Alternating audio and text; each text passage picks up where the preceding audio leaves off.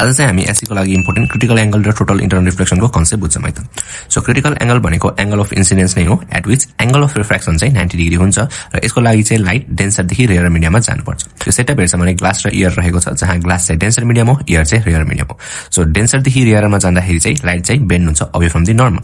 So यो light रे चाहिँ जानुपर्ने यसरी थियो, तर गयो यसरी यतातर्फ बेन्ड भयो र जुन चाहिँ अवे फ्रम द नर्मल भयो। सो अब यो कन्डिसनमा हामीले हेर्छौं भने एंगल अफ रिफ्रेक्सन चाहिँ एंगल अफ इन्सिडेन्स भन्दा बढी हुन्छ र अब हामीले फर्दर त्यो एंगल अफ इन्सिडेन्सलाई इन्क्रिज गर्दै जान्छौं भने एंगल अफ रिफ्रेक्सन पनि के हुन्छ, इन्क्रिज हुँदै जान्छ, किन भन्दाखेरि त्यो चाहिँ away from the normal bend हुँदै जान्छ नि त हैन।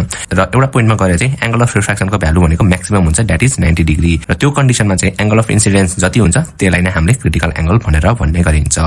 अब टोटल इन्टरनल रिफ्लेक्सन हुनको लागि चाहिँ के हुनु पर्छ भन्दाखेरि चाहिँ डेन्सर देखि रेयर जानु पर्यो र अर्को भनेको एंगल अफ इन्सिडेन्स चाहिँ क्रिटिकल एंगल भन्दा बढी हुनु पर्यो। सो हामीलाई थाहा छ अब angle of refraction maximum value 90 degree हुन्छ।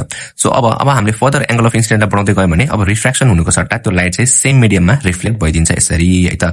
सो यही कन्डिसनलाई चाहिँ हामीले टोटल इन्टरनल रिफ्लेक्सन भन्ने गरिन्छ र यसको लागि चाहिँ एंगल अफ इन्सिडेन्स भनेको क्रिटिकल एंगल भन्दा बढी हुन पर्यो है त।